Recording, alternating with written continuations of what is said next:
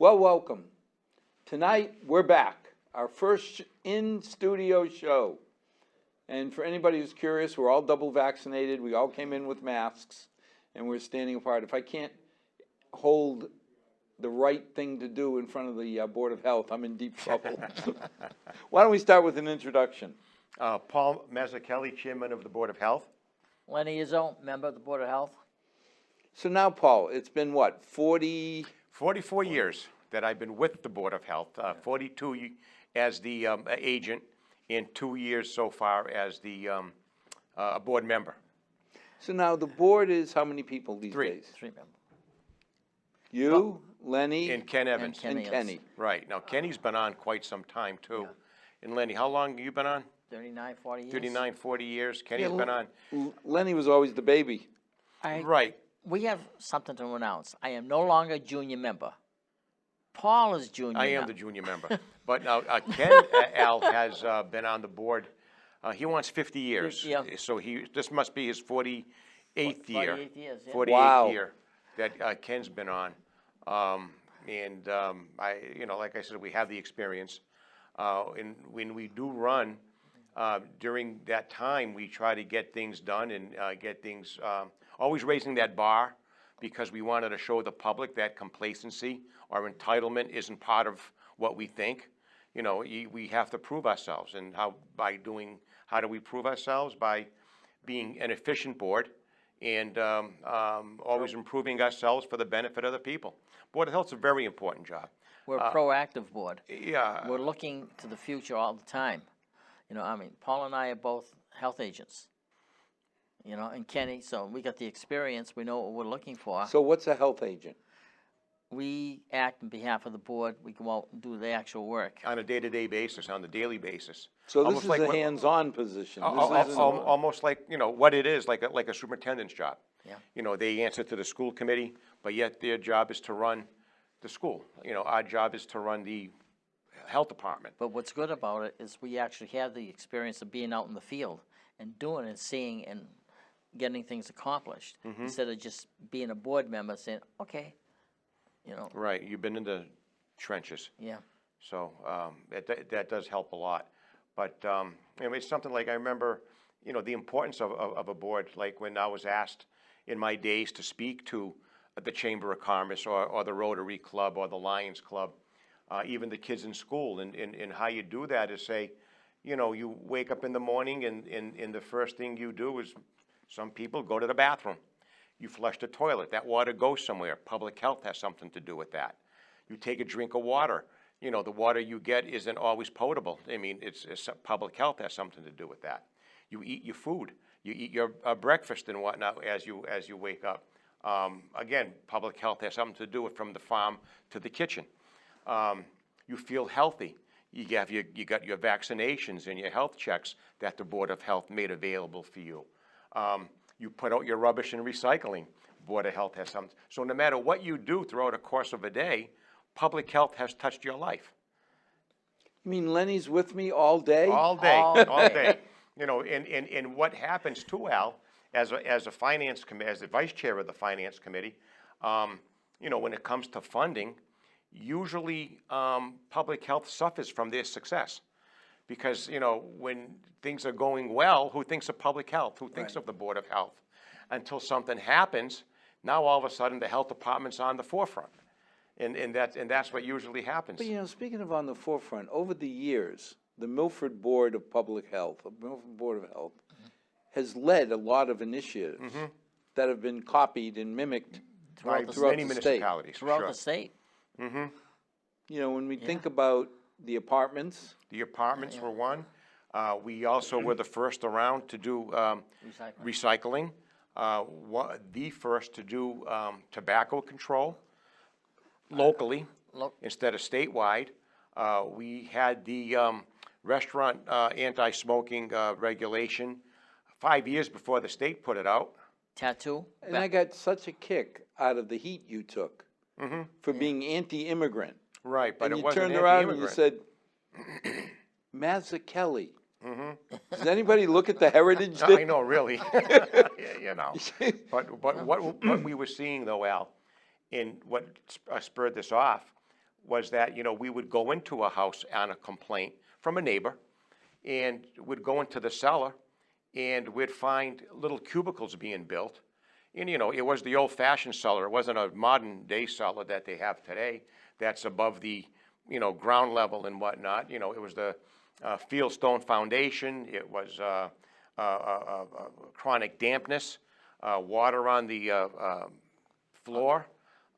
Just a smell of an old cellar that you and I were used to when we used to hang around down the Heights neighborhood, you know. But, and you'd find, you know, a cubicle, 3 or 4 cubicles around that cellar. And, you know, through an interpreter, we would find out, you know, what they were doing, and they were living there. And they were paying, at the time, $300 to $400 a month per cubicle. So, you know, you have a landlord making $1,200 to $1,600 before you even leave the cellar. You know, the thing that amazed me is when people would say, well, what harm does it do? Then I think about the electrical draw. Yep. You know, when my kitchen has got heavy-duty electric. Sure. My living room doesn't, but each bedroom Right. doesn't. But you start putting a little stove in there, Little or stove, microwave, and extension cords through going through doorways and whatnot. And, you know, right away, like that particular 2-family house, let's say, was plumbed and wired for a 2-family house. You know, now it has, you know, 3 or 4 different types of residents in the cellar that need power and whatnot, putting in the space heaters and all that. Tapping into the sewer line. putting well, in but the even the toilet. space heaters, you think of what they draw. Sure. The average house has what, 150, 200 amps? Right. Yeah. Yeah. Now, you put in 3 or 4 families, you know, a little heater, a space heater can draw 15 amps on its own. Right on its own. Plus, they'd run extension cords under rugs, which could fray and cause a fire. You know, they'd plug upstairs, bring the extension cords Cords downstairs. all the way down. Yeah. You know, so like I said, so we saw all that, and that's how it gave us the incentive to start this occupancy bylaw. How does that work now, Paulie? I mean, it's been years and years. Since we passed it at town meeting in 2005, by the time we got it going through, visiting each rental property and taking the measurements and creating a maximum occupancy limit, 2007 is when it was first actually enforced. And again, what we do is it's still active, and we would send out renewals each year so that people know we're still around. We don't charge them like we used to, because it's just more or less a formality of getting. Well, now it's maintenance. Right, You don't have to go out there and inspect every No more morning. inspecting, nothing like that. It's maintenance, it's just to let them know that we're still here, the regulation is still in place, and they still have an obligation to comply. Well, I mean, you bring up the basements. Living in a moldy, moist Mm-hmm. basement cannot be good for people's Yeah, health. absolutely not, no, it's not. Then again, you have overcrowding upstairs in the other rooms too, because what would happen is they would have like a living room. So they would make 4 cubicles from that living room, a 2 or 3 bedroom house. So now they got the 2 or 3 bedrooms plus 4 other rooms. So it gave the appearance of a rooming house, which is not legal in Milford, you know, because the only thing they have that they don't really live in would be the kitchen. So what's a rooming house? You have a kitchen and the rest are all bedrooms, you know, so, again. Well, and also, when you start thinking, all these people living there, they have cars. So In rubbish. But I mean, the cars alone would take up half a street. Sure. And then the rubbish piling up. Piling up. And they park the cars on the lawn. You see, go up and down the street, you see all these cars parked on somebody's lawn. You think there's a big party there. Then plus, other times we find people sleeping in the bathtubs. And they sleep on shifts. Somebody be working at night. God. You know, so that's Think of the Heights, back when our parents, our grandparents, when they used to hot bunk, where the Drapers built the Heights. Yeah. And you could rent it, you would have the day shift, I'd have the night Yeah, shift. it'd be shifts. And we yeah. just, Rotate. Yeah. And we've seen that too. We call them shift houses. Yeah. You know, and they'd be in nice, at one time when we were kids, nice residential neighborhoods. You know, so But the these old are the days, things that we try to correct. They used to take care of the property. Now, they don't care because they're getting rent. And a lot of these people that own these houses live out of town. And they're not, Well, one of the things too, like people ask me, why Milford?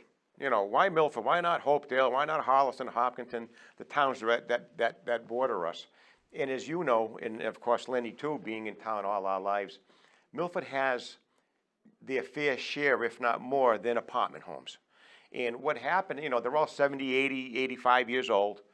They're in certain areas. And that's when our ancestors, our relatives came from the old country, and they came with their families.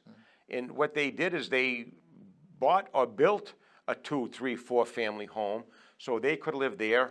And the kids. On Betty lives on the second floor. Right. John, who's fighting in World War II now, came home with his new bride. He's living on the 3rd floor. And they were all together. The people next door had their families there. They all got along. They all, like, you know, from our neighborhoods. You know, and everybody got along, and their families were living together. Now these people pass on, or they move on, give it to their kids. The kids don't want it, or they sell it, move out of town, and that's what happens. So we have an overabundance of rental properties as compared to the towns around us, and that's what brings in the renters. plus Milford has always been generous to people as far as services. I mean, Sure. free trash. Good point. It's in the tax bill. Well, you know, Lenny, when they talk about what we pay, you know, I've heard different towns compare themselves and say, well, we don't charge anything more tax-wise than Milford. But then when you kind of peel the onion back, let's see, how much do we pay for trash? It's in the taxes, right? How much do we pay for Scotty to come by and pick up the leaves? It's in the taxes. You know, and Just true. I see some of the towns. I remember the guy that came before the FinCom when they were talking about that, the extra fee or tax the they were bags, going to yeah. charge us. No, it was for the Charles River, the $60 million Oh, for the Yeah. drainage. drainage. Yeah. And he came, he said, well, he wants to come before us because there's a way of paying for it without increasing taxes. Well, that's, Okay. yeah, that's novel, yeah. Then he starts talking about a fee. Yeah. And I said, sir, with all due Just a respect, hidden tax. when I see your hand going in my pocket and taking out my wallet, you can call it what you want, but Right. to me, Yeah. that's a tax. So, you know, when you tag on, oh, you want to send your kid to school in a bus? Well, that's $400. You know, the Yeah. designer trash bags, when my oldest lived in Worcester, they were the cutest little, till I found out they were $3 Yeah, each. yeah, right, right, and that's every week. You know, so like I said, they get, I mean, it's a very good deal that we get in Milford, and we're the only one of 5 municipalities in the state, Al, that still pay for their rubbish and recycling off the tax base. That's it? That's Yeah. it. The rest are bag fee, user fee. Right in Medway, our next town over, they have both. They have a user fee and a bag fee.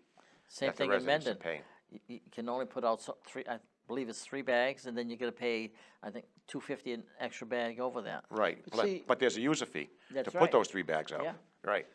And when you think about it, there are times come Christmas, oh my God. Oh, yeah, I know we put our stuff down there, Yeah, yeah. and when you drive home, it's gone. oh, it's gone. Yeah, yeah. There's that sigh of Thank relief. God. Yeah, I know. You know, or when you see people who have graduation parties. There's no way you're putting out 2 No. containers No. when you have a graduation And you party. can see the rubbish, because we keep count of it every month.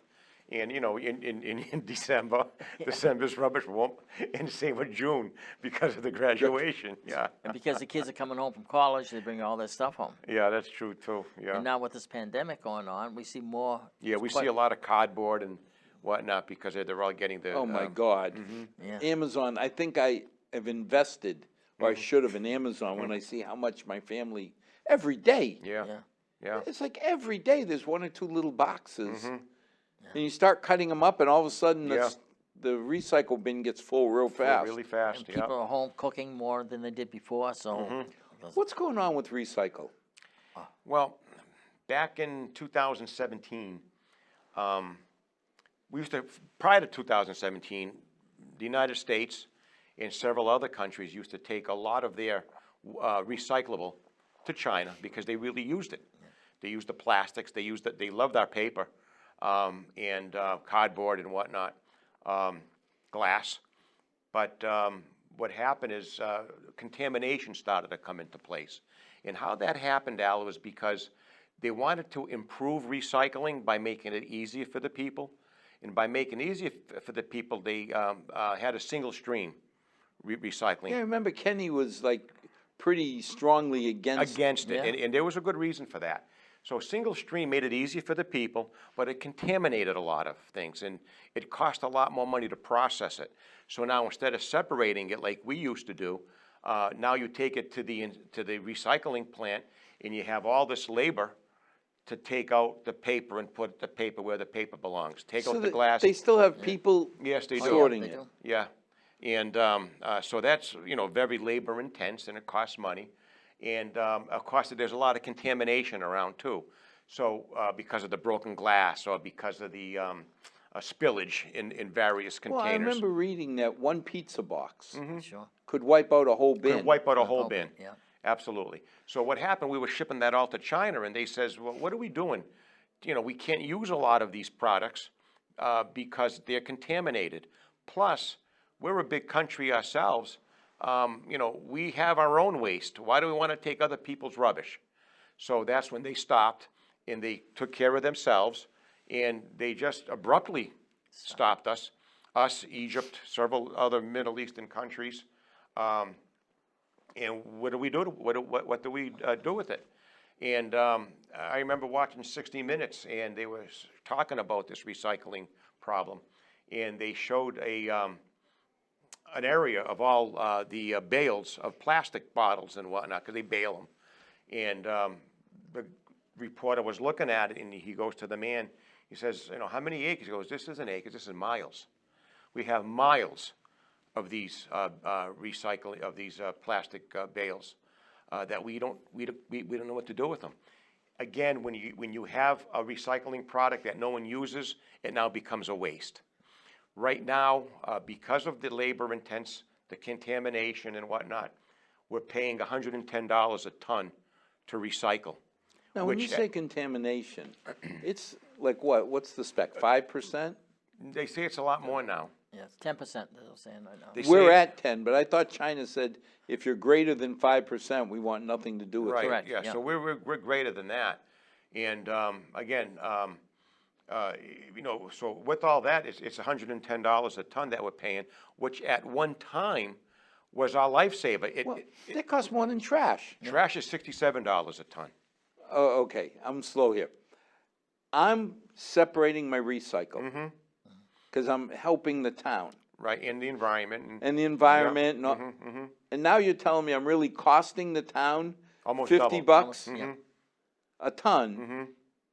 You're right, more. So, except for being environmentally conscious, why would I recycle? It's a good question. Yeah. It's a very good question. And I know there's some municipalities, some states, the city of New York Correct. is trying to, I think they did it for a couple of years. In New York City, actually. Yeah, the New York City, and they saved themselves like $60 million. Well, I mean, how many tons do we send to recycle? We send probably 2,000. So 2,000, and it's costing me an extra, how much a ton? 110. So 2,000 times 100. That's a lot of money. It's a lot of money, right. And sometimes more. Sometimes we recycle more. Now we're recycling a little bit more because of the pandemic. Like Lenny was talking about, where you have more cardboard, Well, Amazon. more recyclable. I mean, let's face it, we don't go out as much, So, so everything's coming in. Right. and now what right. happens is people throw this contaminated recyclable product, so-called recyclable, in the regular trash. So when it goes up to wheelabrator to be burned, if it's over a certain percentage, I think it was 10%? If it's more than 10%, they have a right to back charge the town. the They can difference. refuse our loads Yeah, and charge us, what was it, double or something? Yeah. Whatever. Yeah, Well- it's a fine. It's 60 versus 110. yeah. And, It's I mean, $40 difference, huh? it's a huge difference It's a big there. difference, it really is. You know, but right now, there's and how it always has been, but as we speak today, there's Department of Environmental Protection has a waste ban, and they had that since recycling started back in the early 90s, late 80s. And that waste ban is saying each municipality cannot dispose of, you know, your bottles and cans and your Yeah, well, they're trying to plastics. protect the They're environment. trying to protect the environment, especially back then where it was so lucrative to do something like that. Because don't forget, back in the early days, as a finance committee You member, used to come in and say, we got money back. we Yeah. got money back, and that also made it affordable for us to continue our curbside rubbish off the tax base because of the recycling. You know, we were, you know, the less tons the more tons we recycle, the less tons we bring to the incinerator. Alan, So- now, sorry, go. Go ahead. DEP is going after restaurants if they have too much trash, too much garbage that's thrown out for trash, so they want to penalize them for that. They don't want as much garbage going out because You mean of like excess food? And excess food that people don't eat, you know, with their meals. what are you supposed to do with it? They take it, they compost it, but they got so much compost now, it's Now not. you say a busy Now you're restaurant? gonna cause rats, Then all of a sudden you got rodents. rodents, yeah. And the aroma that it, you know, No, I off didn't even think about gases, the smell, but. you know. So what do they do? I mean, I saw pictures of the Harveys and all these places that just had parking lots full of recycle, Yeah. bales and bales. Yep. They What are try they to gonna- sell it, they That's right. try to put it, you know, market it. You know, there are some things they can sell. Right now, the going thing is aluminum. I guess they can get rid of aluminum within minutes, Yeah. providing they have enough, you know, but it's the plastics, it's the papers, it's the glass. Again, they want to make glass a waste. They don't want to make it a recyclable. At the time, glass was so good to us because, I remember, we used to get... Foster Forbes. We used to get awarded too because of the tonnage. Yeah. And glass was heavy. And we used to have more tonnage, you know, we got so many dollars from DEP for every ton that we recycled. And now, because it breaks and causes the shrouds to contaminate the papers especially, they want to make that a waste because it's more of a nuisance than it is Well, it's gotta help a that- benefit. My darling bride, my ungrateful offspring, they don't get magazines anymore. It's all the Nooks and Schnooks and Right. Yep. Kindles and. And that's why I remember going to the finance committee and we were talking over ways to improve recycling at the time. And we told him, he says, you know, there's a lot of things that are happening. The glass that was supposed to be heavy and helping us out is now being replaced with plastics, which is very light. And of course, your newspapers and magazines are online now, and people don't buy as much. You know, so that's why our tonnage was going down when people were still trying to recycle a lot. You know, but the tonnage went down because of that reason, because of the. But now, did the pandemic change the paradigm with everybody home? Absolutely. Because I know we never had as many dang boxes Yeah. as we do. I mean, we have to put out everything on a Wednesday night. So Wednesday night, I'm there slashing boxes to Yeah, try yeah. and fit them in. But Yeah. Yeah. it's amazing how easy it's become to just go online. And, oh, I need one of these, or I need one of You those. get it the next day practically. And Yeah. people staying home, they're baking, so what do? They bags of flour, throw it in the trash. You know, so we get all that paper going into the trash. We got people are using more paper dishes now than before. But the message still is we should recycle for the environment. For the environment, and Absolutely. is this gonna be a quick fix? Nothing that's this complicated is a quick fix. No.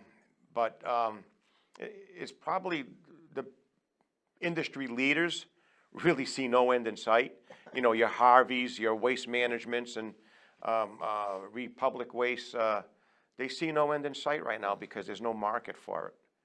And they're a little concerned too. That's why you have some legislatures, state legislatures, want to petition DEP to let them know, to at least consider changing or relaxing that waste ban.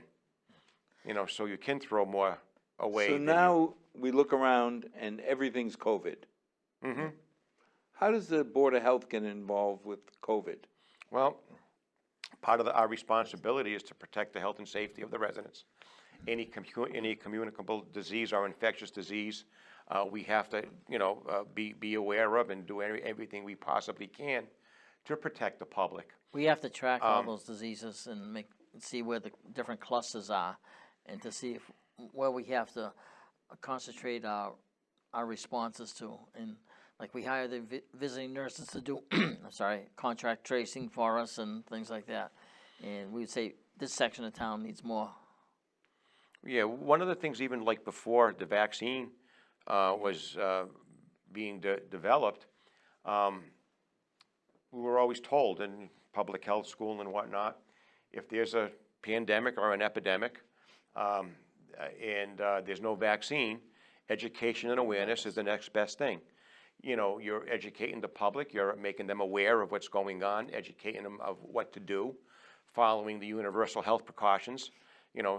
Cover your mouth, cover your sneeze, wash your hands, wear your mask, social distance, and that would help prior to the vaccine, and it did a few times. But then again, it's people's habits, it's their behavior that more or less would make something work or not work. As if you remember, there were some gatherings from people. Even after being told and letting them know the consequences, and there were gatherings of 150, 200 people. As a matter of fact, that individual got fined $1,500, and it goes to show you, the next month or two, he had another gathering, knowing he was going to get fined because he was right near the police station. And what happened was he charged a cover charge to get into this party so they could pay the fine. And now we had reports that he was selling beer, wine. So of course that stopped. So what we were considering is going to the DA or the courts and say, where fines aren't working, maybe they should spend a week or two, in the House of Correction with Mr. Evangelitis. You know what I mean? And that'll teach him a hell of a lesson, because when you're interfering with the health and safety of other people, that to me is criminal. I mean, that comes back to the whole anti-vax movement. Mm-hmm. Right. And certainly that pesky First Amendment gives you the right not to be vaccinated. Right, right. But how do you feel about that? I feel that should be examined again, because, most of our, probably all, well, very close to all of our laws and regulations are based on the protection of public health and the environment. And what's best for the masses rather than the individuals? Well, I mean, I remember back when you came to us, oh God, too many years ago, that you needed an increase in your visiting nurses budget because measles had made its way back to Milford. Tuberculosis. Or tuberculosis. It wasn't measles. It was TB. Right. Yeah. Right. Because we had people coming from different parts of the world where TB had not been eradicated. Right. And it was 40 years before we had our first case up, down in 2005, I believe it was, which was an incentive to start that occupancy bylaw as well. We had 0 tuberculosis cases. In 2005, we had 9, which to me, anything above the norm is an epidemic. Yeah, well, Paul, I mean, think about it. I'm living, and this was your ancestors, mine, when they came over. Right. My grandfather came to Milford with $32.80 in his pocket, and he lived as cramped as he could so he could save every penny and send it back to the old country to take care of my mom and her sisters. Right, right. But what a more perfect incubator for an airborne like TB. Exactly. A respiratory infection like that is, it's ideal. It's a perfect storm. And what happened with that is when you do have tuberculosis, as you know, being in that field, Al, there's a thing called direct observation therapy. You have to actually observe the people taking the antibiotic because if they skip, it's going to be a problem. Sure. It's going to turn into a resistant or... Well, it gets worse because you're knocking off the less strong strains. Right. So you end up with drug-resistant strains. Exactly. That's what which happens. now come roaring. I mean, you knock down 90% of the low-hanging fruit. Right. That last 10%, if you don't finish them, right. Now what comes back is much stronger. Exactly. Strain. And that's why now you have a lot of these individuals were working during the day, and they were coming home at night. So we needed the nurses to actually administer them their medication, as well as observe them Watch them take it. taking it. You know, and Didn't we have one gentleman that put it in his mouth and didn't swallow it? yeah, Yeah. you know, so again, you know, and of course, you know, they're young ladies, you know, going to these homes at night. So again, they needed more of them over time, and a police had a come with them at times, and an interpreter. So all that added up, which is why we came to the finance to say, you know, our regular standard traditional nursing service is now increased because of this. Well, I'm a strong believer in that First Amendment right. Until it affects my grandkids. Sure, or right. You know what I mean? Or Right. your grandkids.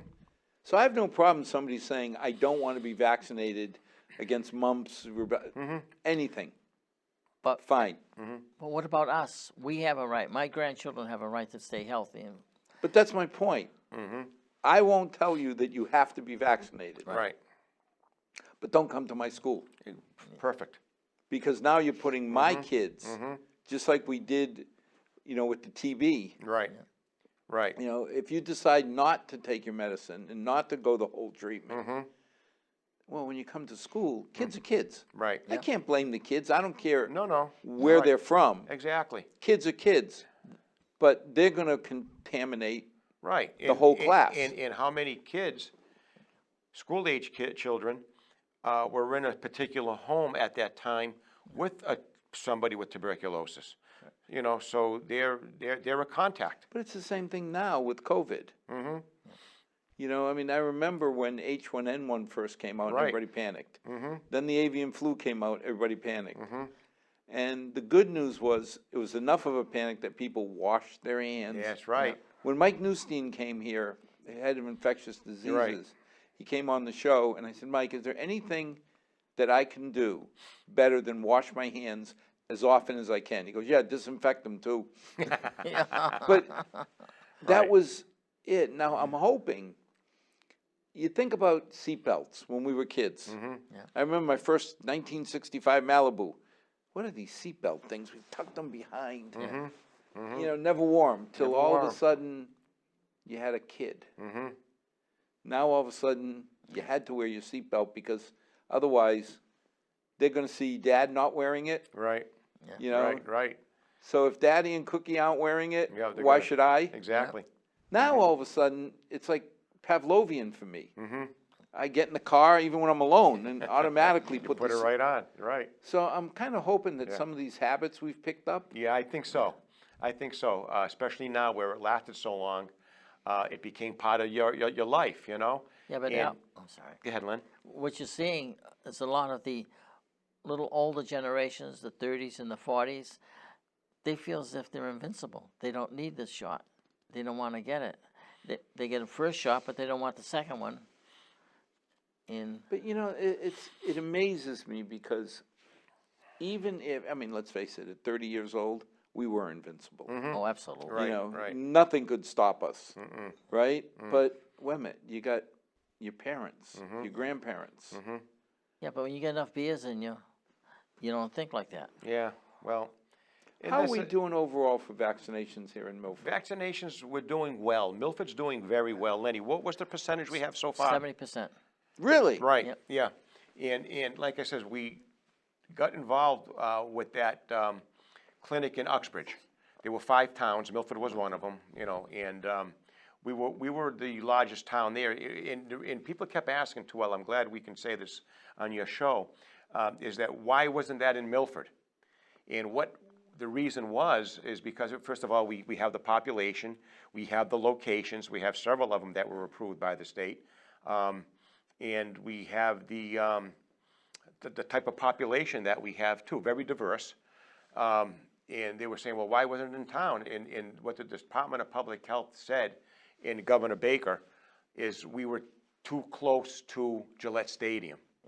Oh. And that's why, where Uxbridge wasn't that close to Gillette Stadium, but it was near the centralized the Well, surrounding we also towns. had the hospital, we had the medical center, that's where I got my vaccinations. Yeah, this was, you know, above and beyond the CVS's and the hospitals and, Right. and whatnot. So we did very well there. I think that was capable of doing, and we're still doing it, close to 400 a day. 400, yeah. 400 a day we were doing there, not just Milford residents, but the bulk was Milford residents. Yeah. And then we had one on May 7th, ourselves at the Senior center. senior center. We did over 400 there, and that was for the people who more or less didn't have access to a vehicle, who were, Yeah, but that's wonderful, because the people who can't necessarily get to a site. yep, oh, they were so happy Yeah.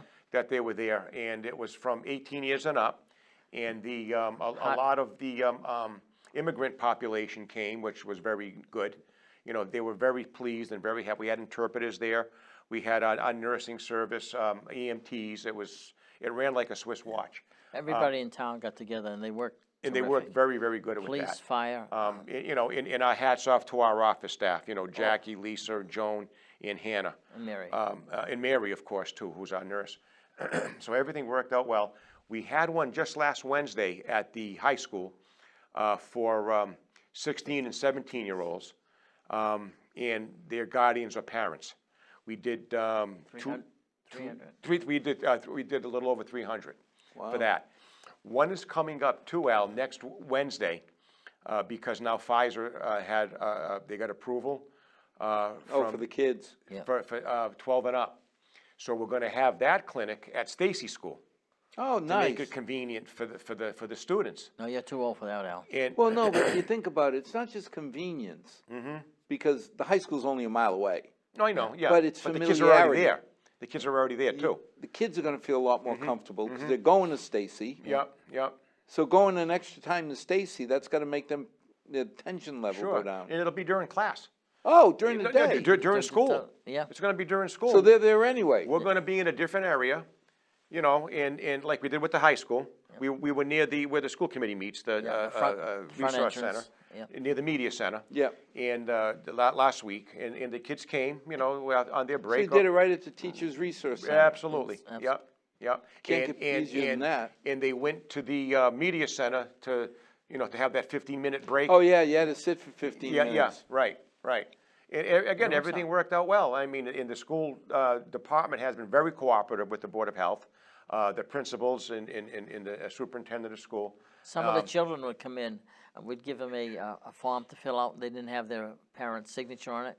They get on the phone, call their mom or dad, and they give us the phone, and we get the verbal okay to give it to them. Yeah. Even better. Yeah, it was Yeah. good. So we're gonna have the same thing, you know, next week at the Stacy School, and get that younger generation, who they say now, you know, is you know, could be a source of spread. So hopefully we'll get them. We talked to them today. Some of the students, some of the teachers wanted us to speak to the kids in the class, and Jackie and Hannah did. Hannah's trilingual, and she spoke to the new residents and talked to them a lot. And they're very interested. They're raring to go, which is a great sign. You know what I mean? It's the The younger population. the younger more- population, they want it. And They want again, it, and they're the more only way to aware. control Yeah. this pandemic is through vaccination. Yeah. The more vaccinations we can give out, the more success we're going to have. Well, I mean, 70% is a wonderful number to be at. Yeah. You know, I mean, that kind of makes you feel proud of our Sure. residents. Yeah. Sure. You know, and we made these clinics available, be it Uxbridge, again, you know, because it was so frustrating, Al, you know, when we were hearing that, you know, you had to go to Gillette or you had to go to the Natick Mall or whatever. And we had some of the old timers saying, but, you know, we haven't been to Gillette for years, and where do we park? And once we park, where do we go? You know, because they were afraid they were going to get lost. It's like a city. Well, but you know, you think about it, and one of the really appealing things of the Milford Medical Center is when my mom was going through cancer treatment, she didn't have to go to Boston. Right. You know, and I can just imagine people who have to go an hour in traffic. You know, now they get to Dana-Farber and their nerves are already shot, and they haven't done anything. Right, right. You know, for my mother, it was I just go down and see Mona, Dr. Cadis. It was That's right, yeah. Dr. Mona. I go 5 minutes. I drove her. I'm home. As long as I'm in my little home Yeah. of Milford, I feel comfortable. Me too. Yeah, they no, I feel mean, secure, and that's a should great be. asset Yeah. to have in our town. It really, really is. So now, during normal years or typical years, I'll get in trouble if I say normal. During typical years, you're spending a lot of time going to restaurants. How did that change this year? This year was pretty tough. A lot of them were closed, and those that were open were takeout.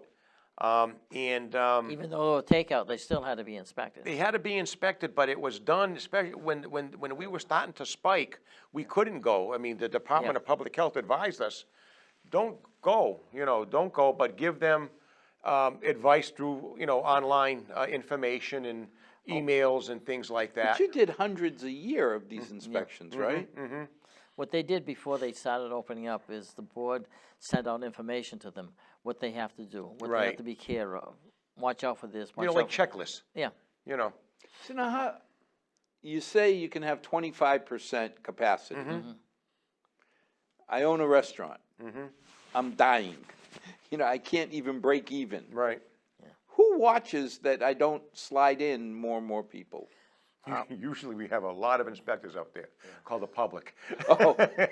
They love getting on that phone. Oh, is that right? Oh, yeah. the public, the state says, don't go out unless you get a complaint. Okay. And they have a state number that they can call into the state number, Yeah. and then they can call But us. see, that makes sense because Milford will protect Milford. Sure they will. Oh, Yeah. absolutely. Yep. I can see Boston. How Who do you- cares? Yeah. Yeah. Yeah. But, you look around in the Sorrento room and other places that have been around for, I don't even know when that started, but The Najee started that yeah. back when, in the 50s or 50s. 40s it was probably? before me. Yeah, before me Yeah. too. I used to go there, remember we used to go upstairs? Upstairs. Upstairs, yeah, to the dining room, yeah. Oh, no, I was around when they started, 'cause I'm old. That's good. But, you see there and protecting places, because you go down there, you feel you're at home. Yeah, And there's a number of places Yeah. around Milford that you feel at home when At you home. walk in. Right, right. So, I Right. could see if somebody thought that place was being threatened by other, Oh, yeah, no, and we got calls on places, they were saying, I went out Friday night and the place was too crowded and no one had masks on. Then you would call them and even visit them. Ah. Not during, you'd visit the manager or the owner and say, this is the complaint we got. and you don't visit on peak time, you don't want to embarrass Right, them or, either. or like Lenny was saying too, Al, the state had a task force appointed by the governor. And, you call that number up, the number was always just, advertised all over the place. And they'd call them and then they would, field the calls and then call the particular municipality. Or if, they would go themselves sometimes too. And they were in Milford a few times. so now we're starting to open up. So we're going from 25% capacity to 50. What effect does that have on your group? Well, now we can, more inspections. They're gonna be serving more, product, which would increase the risk. So, that's what we do. We do a risk-based inspection now. In other words, what would What would cause a certain cause illness? a certain foodborne illness? Some people would say, I went in there, the floors were dirty. I understand, but, people really don't get sick over a dirty floor. They get sick over the time, temperature, in abuse of, time and temperature for a certain, Or a cook stirring the soup and sweating and products, dripping. you know what I Well, mean? you had mentioned before when you were going in there watching the temperature of the food is kept, Yeah, so they don't leave it out on the open counter too long. Right, right. that still has to be done. And of course, check the, it's up to the manager of the establishment or the owner of the establishment to make sure that his employees are healthy too. If they're showing signs of sickness, and whatnot, you gotta send them home. Managers have more responsibility now than they did before. They have what's called a pick, a person in charge. This person has to know all about food safety, all about Yeah, they have to be, certified. certified. Yeah, So you have to have somebody certified On at shift all at- times on on shift every all shift. times, right, every shift. You have to every have this- shift. And what you do is you go in and, they should have it hanging up. Al Correa, his certification expires 2022. You go in, is Al here? No, No? There's a problem. where's Al? Oh, he left. So you take this, You take the So you thing said, down. okay, who's the? Yeah, who's next? Yeah, Yeah. Because somebody has to be certified on duty at all times. correct, as long as that restaurant's open. I don't Right. have to live there 24/7, but No. I better have If a you have mini-me. if you have several that went to the course and Yeah. passed the test, that's fine. At the beginning, they were fighting us because they had to pay a small fee to take the course. And we said, it doesn't make a difference to pay a small fee, you have to be certified. And then we issued a couple of citations, they just, oh, Now, I'm hearing that we had a very, I don't know if you'd call it weak or strong, but a low occurrence of the normal flu this year. we did. You think that's because of all the precautions people are taking? Exactly. Oh, absolutely. Exactly. That's what, has that flu going nuts. We Is- gave is- out more flu shots this year than we did before. No, is that right? Yeah. See, we always had people come to the office. Yeah. We just schedule and they come and nurse comes in and you line everybody up. Yep. Yeah, we had a few at the town hall. That's a few right, yeah. flu clinics at the town hall for town hall So employees. we're constantly being on top of everything. We try to get ahead of the curve before anything happens. Well, now the restaurants, I know a lot of them have put up plexiglass barriers, and do you think those will stick? I don't know, I think the outside dining will stick. People are craving for that. They love to be outside for some reason. It's just, Have you been into Boston lately? no. Oh my God! My daughter's changing apartments, so we went in to get some stuff. All the restaurants Outside. are outside, so narrow streets are now even more narrow. More narrow, yeah, yeah. You know, I sit there and say, "Oh, get me back to Milford, where I can drive up and down the streets." We're If you don't have those trucks driving up and down the streets. If you know, that doesn't affect you, does it? I mean, as a board, No, What's that? all the trucks and the safety issues from the trucks. No. not really. But that's- we do but have that's an issue with some of the drivers urinating in water bottles and throwing them out on the side of the street. Up by Birch Street and whatnot. That's- Really? yeah. I was telling Paul tonight, I found some in my bushes, you know where I live in Congress Street? Yeah, In the bushes, saw a guy going out, flip a bottle out. but now if they get caught, then health. I mean, you don't want urination contests occurring. No, No, we don't. No, I went down to the transfer station the other day. That seems to be chugging along as, It is. What the Board of Health did is they transferred the transfer station over to the Highway Department. So. Scotty's running the transfer Scotty's running the station transfer now? station. And we felt that was hand in hand, Al. That was done about a year ago, Len. yeah, And what happened was we needed a place for the leaves and grass. And I our, remember that a couple of years ago, Yeah. sorry. Yeah. There was a mountain. a big Yeah. mountain. There was and- a mountain behind the transfer station. And for the use, we were too small for that. So Scotty had that land up on Asylum Street. Asylum Street, yeah. So he says, I can make a leaf disposal place there, and I have the equipment and the know-how Turn it over. to turn it over and make compost. Because that has to be turned over every so often, it has to be watered, so you get that, You gotta water the dead leaves. Yeah. you water for the decomposition. Yeah. And so he did that, and we said, that's great, why, so we moved the yard waste up to Asylum Street, and he says, you know what, I wouldn't mind taking the transfer station, because now, don't forget now, public health's getting more complicated. And here we are, we're trying to do rubbish, and we're trying to do a transfer station. We have, 5 to 7 employees that work part-time there, so we're taking care of them. The same 6 employees that we've had for multiple. For quite some time. Now we gotta go to the vendors, because we recycle there, so who's taking the TVs? Who's taking the tires? Who's taking the refrigerators and metal? If I remember, we actually had a surplus on the transfer station for many years. Oh, for many years. many- I mean, years, I was yeah. tickled that I had to clean out my attics, and it's amazing. God rest her soul, my sainted mother was the biggest pack rat.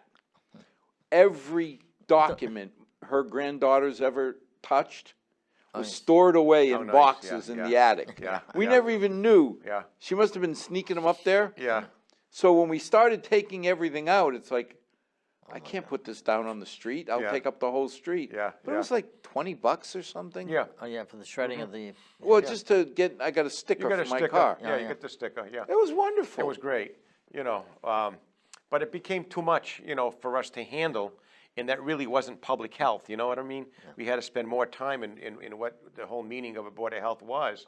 So Scotty, you know, he took it over, and I believe it's running well. yeah, we haven't heard any negative. No, anything, no. What we did recently get is a grant for recycling mattresses. And the Right. grant includes the, a dumpster. No, wait a minute. Years ago, when I wanted to recycle my mattress, I took it down the end of my driveway, No more. and the elves showed up, and they made it all disappear. The mattress fairies. The mattress know, fairies, yeah. yeah. Yeah. Actually, DEP is making it mandatory that you recycle the Yeah, mattresses. they want to make mattresses and box springs a recyclable item as opposed to a waste item. And for the simple reason, there is numerous parts of a mattress and box spring that are recyclable. The metal springs. And you know, not your typical, you know, bottles, cans, and your traditional recyclables, which don't amount to nothing today. But they say the recyclables in a mattress and box spring are worth something. So, and not only that, but it also, you know, takes away from the bulk, you know, and it also takes away from the So weight. if I have a traditional mattress, You mine's easy to recycle. I still have an old waterbed. So I would just Just pull the plug, right? pull the plug, get rid of the water, and it goes. But if I got a traditional mattress, I take it to the transfer station? That's correct. Okay. 'Cause we can't pick it up at curbside anymore. yeah, no more picking up at No, but I curbside. mean, a mattress, I can tie a rope around my Yeah. Sure, Yeah. top of the car and just drive it down. but you do have Or some I even people. think Harvey has a service. They do, If you want to call Harvey, they'll, for I think $20 $25. or $25, they'll pick it up for you and take it to the transfer station. Oh, I would do that in a heartbeat. Yeah. But you Yeah. do still have some people that resist it and still put it out for curbside. Well, because a lot of people think rubbish, you know, should be free. But do they get the hint when week after week it's still sitting? Yeah, yeah, and it gets all soggy and wet We and tag, heavy. we tag them, and yet And the tags turn a different color because Yeah. they've been, they've been been there so there long. so long. starts off at yellow and ends up at white. Now, I remember you used to have clinics to get rid of like paint and flammable liquids, which Right. I thought was great because the last thing you want is somebody dumping it in their backyard. We still have the paint program waste day. at the transfer station. And and the Board of Health has the Household Hazardous Waste Day. We have that every, the second Saturday of November. Yeah. And last year, we did 20,000 pounds, or 10 ton of hazardous waste came off the waste stream. Like kerosene or Motor Kerosene, oil. gasoline, cleaning fluids, your home pesticides, Dranos, all that. so you just take it down and You take it down, and we're the only municipality that I know of We don't charge. that we don't charge. yeah, but that's just smart. Because if you Gives if you're gonna, incentive. a lot of people, if you're gonna charge me $10 or $20 to get rid of a can, Look Right. at Asylum Street. Right, It's right. clean. Asylum. It's Well, clean now. remember the old days Yeah. where the pickup trucks, things fell off the back and you Yeah. had refrigerators? Oh, and- yeah, yeah. Hey, I remember we put up a camera on Asylum Street and somebody stole the camera. Oh, God. Yeah, I remember that. We get that idea from DEP. Hey, put up a camera. Oh, sure. Yeah. Where is it? Where'd it go? They recycled my camera. You know, we laugh about it now, but then we were going Oh, crazy. we were mad then, you know? yeah.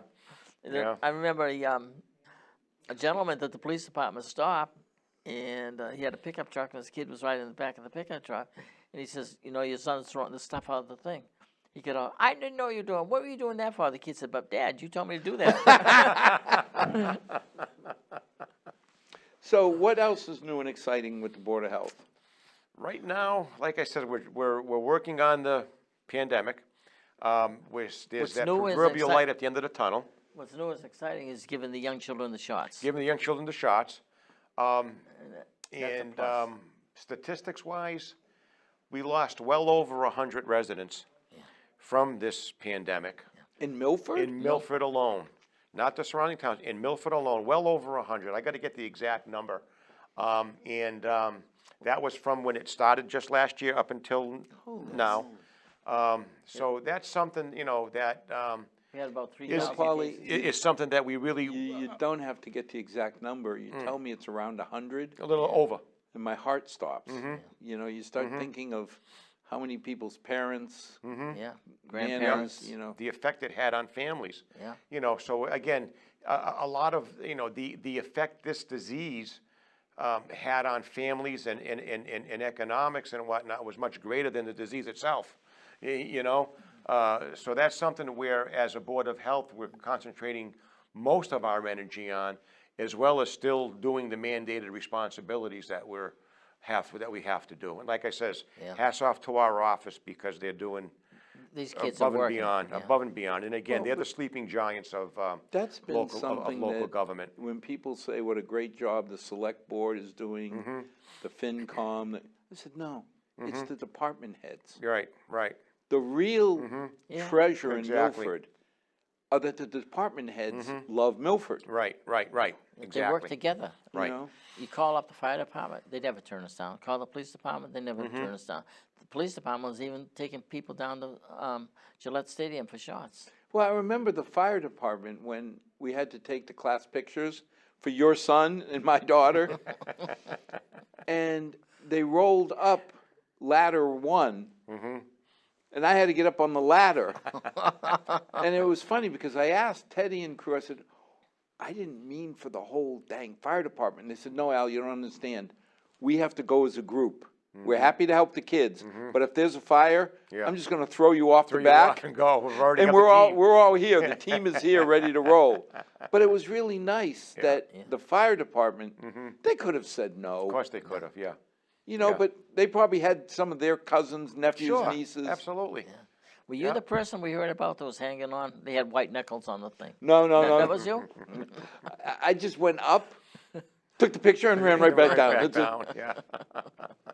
So, well, thank you, junior member, who now, I guess, there's room for growth. It only Yeah. takes 44 years Yeah, that's to right. make it to the top of the Board of I Health. know, I know.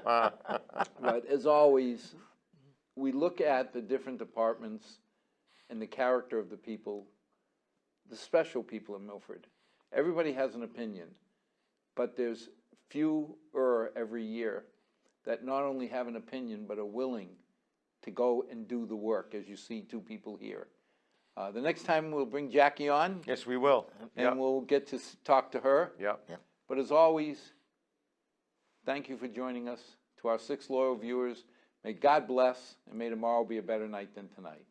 Thank Thanks, you. guys. Thank you. Good night.